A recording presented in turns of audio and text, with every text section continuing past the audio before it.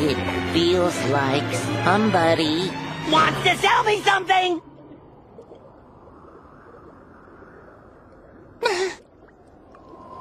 I told you he was on to us!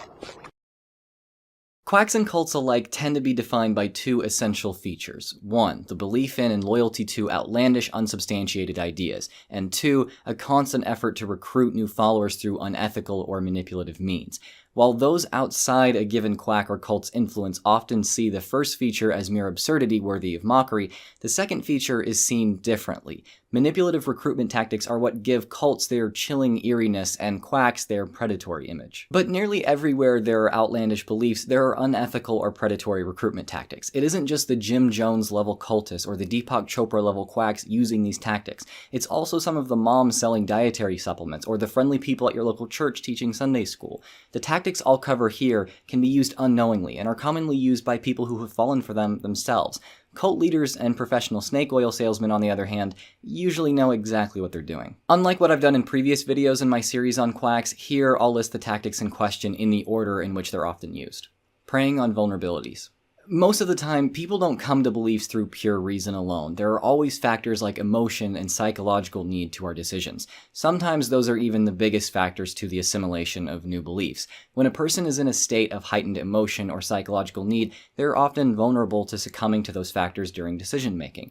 This means they're more likely to accept ideas which are not evidence-based or even logically coherent. It's pretty easy to tell when another person is in a mental state like this. We know that people are vulnerable when they're very young, or when they're sick, heartbroken, uneducated, poor, scared, etc.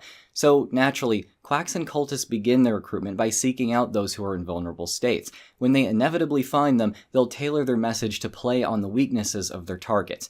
While this sounds malicious, it's usually done under the guise or even the real intent of compassion. Remember, plenty of people use this tactic without thinking of it as manipulative, but rather helpful. Evangelical mission work is essentially predicated on showing compassion to and helping vulnerable people in order to ultimately convince them of a foreign belief system, which is the real help they need.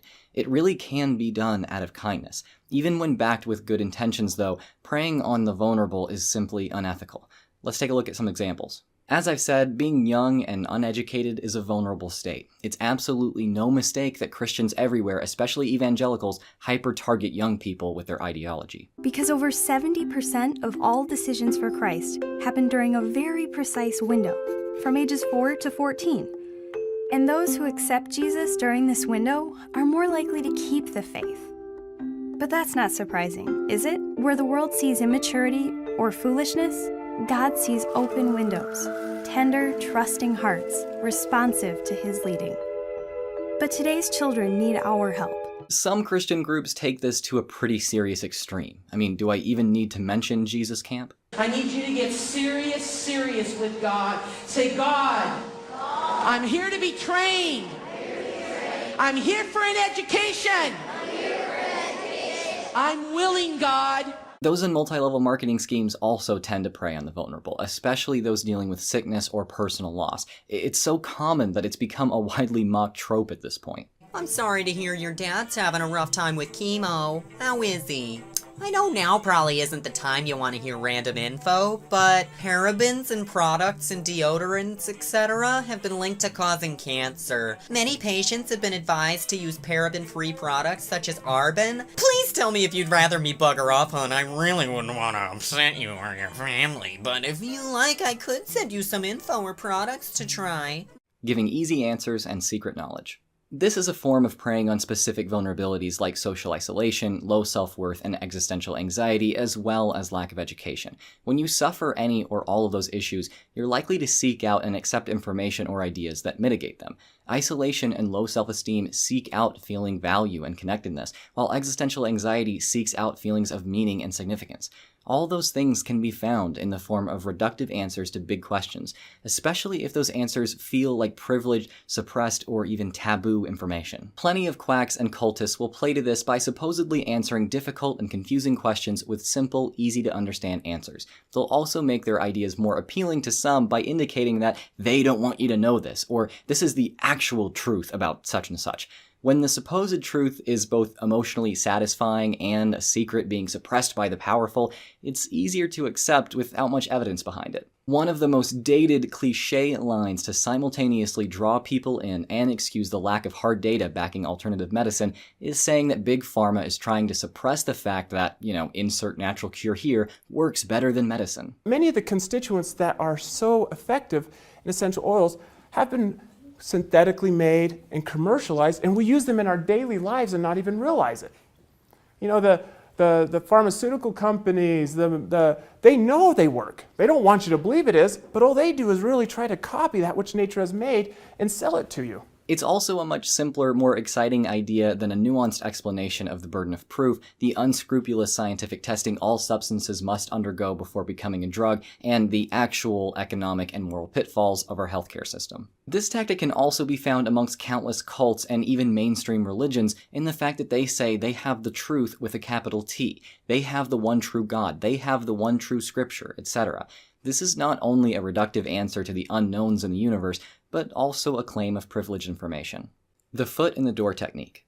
Even if a quack or cultist has caught your attention by preying on your vulnerabilities and has made you feel special by telling you secrets, you still might have some reservations about their ideology. Early on in your curiosity, you might still be looking for red flags. If you quickly find them in the form of ideas more outlandish than the ones that first appealed to you, you might realize that new health supplement or religious group you're interested in is less than believable. So, of course, it's in a quack or cultist's best interest to display their most believable ideas up front and introduce their most unusual ones later in the game. Sometimes this takes the form of literally hiding parts of their belief system away until a person is considered ready to hear them, but more often, it just means that they strongly emphasize their least unusual beliefs over others. Once a person they're trying to recruit has become a part of their camp, they can start to let them in on the weirder ideas.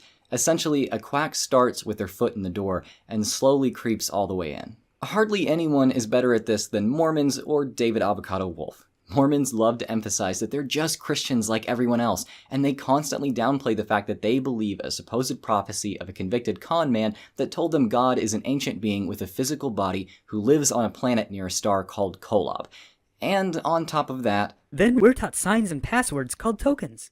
We have to memorize them to be allowed into Heavenly Father's presence. If we show the signs to the guardian angels and tell them the passwords, they might let us in. And if we've earned it, then we will become exalted as gods. And can start creating and populating our own worlds. So just what is the secret sign and password? We can't tell you. We swear oaths not to talk about them. Now, David Avocado Wolf uses a slightly different version of this technique, which my friend Holy Kool-Aid explains in what is probably the best David Avocado Wolf takedown ever made. And although he comes across as a friendly, harmless sideshow Bob of a raw food eating teddy bear spreading happy flappy little memes, the truth gets pretty dark. So you're scrolling through Facebook when you see a meme like this, or this. Pretty innocuous, right? And then bam! He hits you out of nowhere with a quote from some apparent herbalist quack encouraging people not to seek medical treatment for cancer. Oh, and in case you're wondering, ND might as well stand for not doctor, since naturopaths are not medically licensed. Isolating followers. Finally, once you've succumbed to propaganda and have even bought into some of the most ridiculous ideas a quack or cult has to offer, the question of the extent of your loyalty to the ideology arises. Sure, you might believe it all now, but what if outsiders influence you? What if they give you new information which contradicts what you now believe? Too much contact with outsiders' ideas will almost certainly erode some of the dogma you've accepted. Your new ideas will best thrive in isolation. Knowing this, quacks and cults encourage their followers in various ways to stay away from certain outside influences. They may preach a strong us versus them narrative which unfairly demonizes outsiders. They may encourage rules limiting contact with outsiders, or even do both. One of the hallmarks of the most famous cults in history, Scientology, Jonestown, the weird old people in the mountains in GTA 5, is their severe enforced social isolation. But in a milder form, this feature exists across countless social groups surrounding pseudoscience in many, if not most, major religions. This is common in multi-level marketing schemes. I felt like I wasn't allowed to have my personality because it somewhat conflicted with the salesy person. So I do want to read off some things.